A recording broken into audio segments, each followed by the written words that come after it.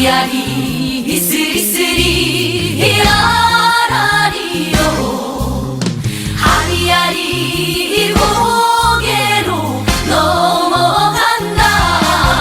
선순위 임차인이 있는 경매 물건이에요. 선순위 임차인이 얼마 받아가는지 모른다면 절대 입찰해서는 안 되는 물건입니다. 공주 신관동에 있는 아파트 경매 물건인데요. 낙찰은 됐어요. 근데 이번에도 혹시라도 미납이 되지 않을까 이런 생각을 갖고 이 물건을 올려봅니다.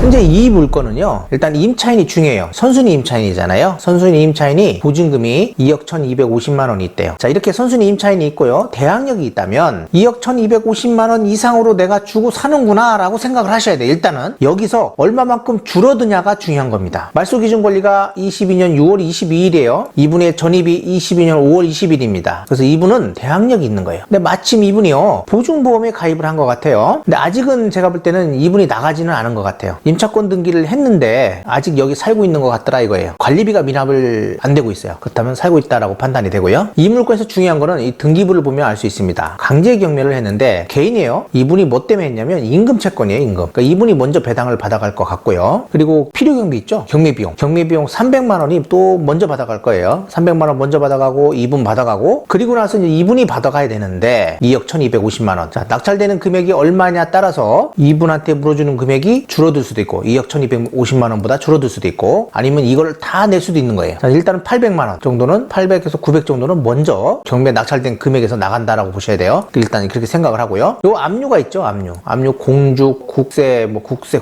이렇게 해서 뭐 공주, 익산, 세종 이렇게 쭉 있는데 이게 얼마냐가 중요해요. 금액도 중요하지만 또 법정기일이 언제냐가 중요해요. 법정기일이요, 요 확정일자보다도 빠르면 이분들이 먼저 받아가요. 그렇다면 2억 1250만 원이요 다 물어줄 수도 있겠구나 라는 생각을 무조건 가지셔야 된다는 거예요. 여기서는. 자, 여기서 만약에 안 받아가고 요 분만 받아간다면 낙찰되는 금액에서 요 금액이 줄어드는 거예요. 내인수되는 금액이. 아, 뭔 말인지 모르겠다고요? 좀 보도록 하겠습니다. 다시 사건부터 볼게요. 2022 타경 2841호 사건이에요. 현대아파트고요. 84 타입입니다. 감정가격이 2억 2500만 원이었거든요. 유찰 매각이 됐어요. 단독 입찰이었습니다. 이때 당시에 1억 4300만 원을 썼어요. 이분이. 입찰 보증금은 1100만 원. 근데 중요한 게 뭐냐면 1억 4300만 원을 썼어도요, 전세 보증금이 2억 1000만 원대란 말이에요. 1억 4300만 원을 썼어도 어차피 2억 1000 이하로는 살 수가 없는 겁니다. 이거는 2억 1250만 원이었잖아요. 그러니까 이분이 이제 그거를 파악하신 것 같아. 아, 2억 1250만 원 이하가 안 되는구나. 내가 1억 4300에 낙찰받는 게 아니구나 라고 생각을 했겠죠. 그러다 보니까 이분이 이제 미납을 한 거예요. 제가 볼 때는 가격이 이거보다 높았다면 지금 요 1억 4300, 그 2억 1000이죠. 전세 보증금 2억 1250만 원보다도 만약에 시세가 높았다면 미납할 일이 없었겠죠. 제가 볼 때는 시세는 2억 1250만 원보다는 낮을 것이다 라고 판단이 돼요. 또 유찰이 됩니다. 그래서 재매각으로 해가지고 이때 유찰되고요. 또 유찰되고. 그런데 최저가 5400대 낙찰이 됐어요. 두 분이 들어왔네요. 이때 낙찰 금액은 7800만 원입니다. 여기서는 조금 나요. 이분은. 왜냐면 여기 1100만 원이 미납된 게 있잖아요. 요거 배당재단에 편입됩니다. 그러면 2억 1250만 원에서 1100 정도는 그래도 세이브가 된다 라고 생각할 수 있겠죠. 그래서 이렇게 낙찰을 받았는지 이렇게 생각을 해봐도 7800만 원, 그거 1100만 원 뺀다고 하더라도 어차피 2억 1000만 원 정도는 물어줘야 될 것 같아요. 왜냐면 1100만 원이 경매비용하고 그 임금채권 빠져나가면 없어요.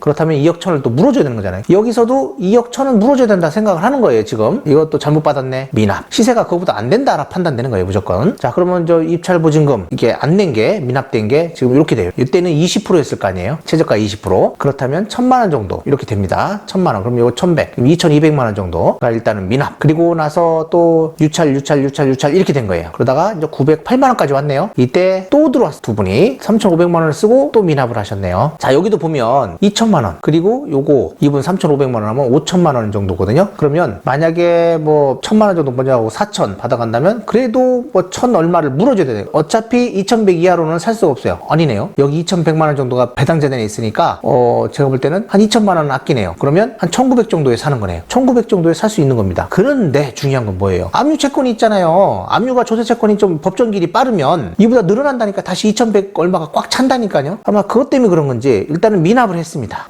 미납했어요. 이때 당시에 입찰 보증금 181만 6천 원도 미납. 그럼 총 합계가 2400 1364만 5,600원이에요. 요게 미납이고요. 이번에 다시 재매각으로 해서 낙찰이 됐습니다. 950만원. 요거 합치면 얼마예요? 3,300만원이라고 합시다. 3,300만원. 자, 그러면 이제 배당표를 짜봐야 돼요. 이분이 물을 것인지 얼마를 물어줄 건지 짜봐야 될 것 같다 이거예요. 자, 이 아파트 사용승인은 92년도였네요. 84타입이고 미납사건 이렇게 3건이 발생했습니다. 임차인항 이거 봤죠? 아까 이렇게 요번 확정일자 요거 중요하다고 했어요. 22년 4월 14일. 그리고 요거 압류된 채권들 4건이나 있잖아요. 요것도 중요하고 요 법정기일이 확정일자보다 빠르냐 늦냐에 따라서 이분의 운명이 좌우된다라는 거. 요건 임금채권이니까 먼저 배당받아간다. 경매비용 300만원도 먼저 배당받아간다. 매각물건명서를 보니까 여기 말소기준 등기죠? 말소기준 등기보다 이게 빨라요. 대항력이 있다. 배당요구 종기일 전에 배당요구를 했기 때문에 그나마도 다행이다. 만약에 배당요구 종기일 이전에 배당요구를 안 했다. 아니면 아예 배당요구를 안 했다. 라고 그러면 2,125만원을 전부 다 물어주는 거예요. 전부 다. 근데 이분이 보증보험을 가입했기 때문에 배당요구를 당연히 하겠죠. 그리고 특별 매각 조건이라고 해서 최저 매각 가격의 20% 입찰 보증금을 내야 한다라고 써 있습니다. 자, 그렇다면 왜 이분들이 계속 미납을 하고 있는지를 봐야 돼요. 가격이에요. 가격. 제가 볼 때는 가격도 있고 또 그리고 국세, 지방세, 조세채권 그 법정 기일도 있을 거고 그 금액도 있을 겁니다. 현재 나와 있는 네이버 매물을 봤더니 2억대 나오네요. 2억대. 자, 그렇다면 현재 전세보증금 2억 1,000보다는 다 낮다라고 봐야 돼요. 왜냐면 실제 거래는 이거보다 조금 낮게 될 거니까. 그렇다면 2억 1,250만 원을 물어준다고 하면 비싼 거죠. 그러면 굳이 경매로 받을 필요가 없는 거예요. 지금. 그래서 계속 미납을 했다라고 생각하면 되겠고요. 방 3개, 화장실 2개로 되어 있습니다.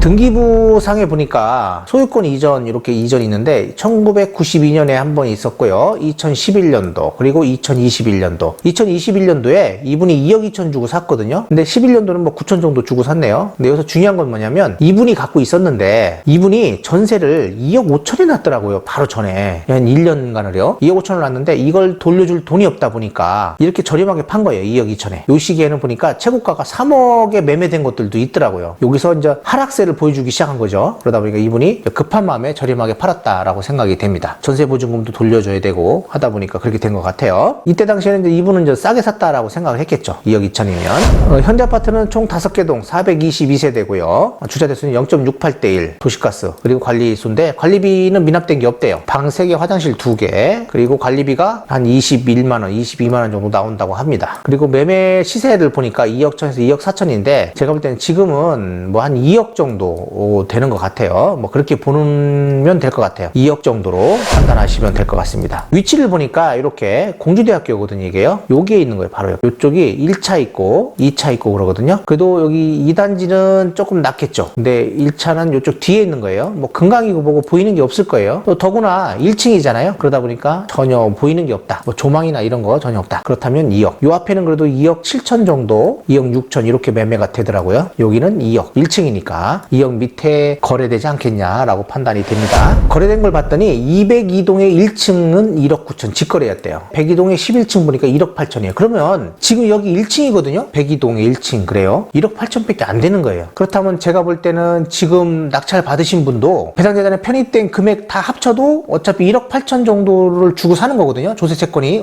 많이 늦게 받아간다 하더라도 그러면 뭐 그리 저렴한 가격이 아니에요. 오히려 비싸게 주고 산 꼴이 된다라고 생각을 할 수 있습니다. 저는 뭐 굳이 이거를 왜 경매로 들어가느냐라고 생각할 수도 있습니다. 23년도를 보니까 1억 6,500에 거래된 게 있네요. 1층이. 저는 이게 시세라고 봐요. 현재 시세. 자, 21년 보니까 요때 10월 달에 최고가가 3억이었어요. 근데 이건 202동이잖아요. 그러면 일반적인 1단지는 2억 한 7천 정도. 그리고 1층이었으니까 2억 2천, 2, 3천? 그 정도가 됐을 것 같아요. 근데 분위기상 이분이 뭐 저렴하다라고 생각해서 이거를 산 것 같긴 한데 제가 볼 때는 뭐 그냥 판단 미스 아니면 본인이 살려고 했다면 모르겠는데 뭐 그런 게 아니었으니까 문제가 좀 발생됐다라고 생각이 됩니다. 일단 뭐 전세 2억 1,250에 놨으니까 뭐 갭 투자 형식으로는 좋았겠죠. 돈 들어갈 게 별로 없었잖아요. 아마 그런 것 때문에 사지 않았냐라고 생각이 됩니다. 20년도 요때 보니까 1억 6천, 1억 6천. 저는 이게 시세라고 봐요, 이게. 20년 6월 2단지의 1층이 1억 2,700. 와, 이거 저렴하게 샀네요, 이거. 그리고 1층, 102동 1층이 1억 5천 정도. 그렇죠. 이 정도가 돼야 된다니까, 이 정도. 1억 5천 정도. 그리고 103동의 1층이 1억 6,500. 제가 볼 때는 이게 시세다, 이게 두 개가 시세다. 아무리 높게 산다 하더라도 1억 7천. 저는 그게 시세다라고 봅니다.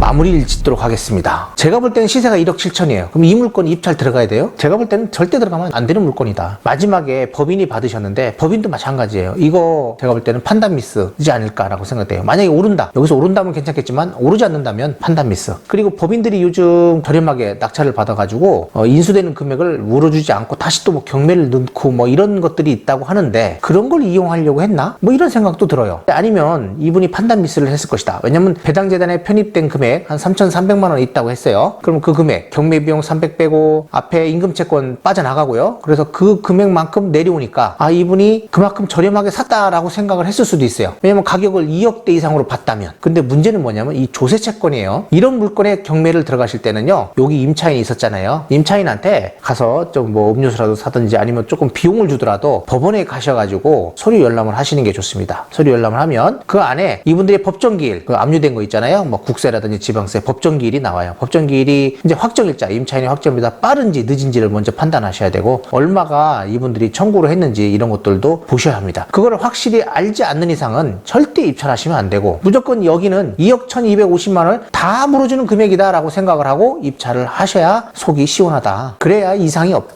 라고 생각하는 거예요. 이런 물건 선순위 임차인이 있는 물건은요 되도록이면 조심하시고 이렇게 국세라든지 지방세 조세채권들이 있을 때는 법정기를 알지 못하면 절대 입찰하지 말아라 라는 게 오늘의 포인트입니다. 네, 이상으로 마치도록 하겠습니다. 다음에도 뭐 이런 물건들 나오면 계속적으로 한번 분석하는 시간을 갖도록 하겠습니다. 구독, 좋아요, 알림 설정 부탁드릴게요.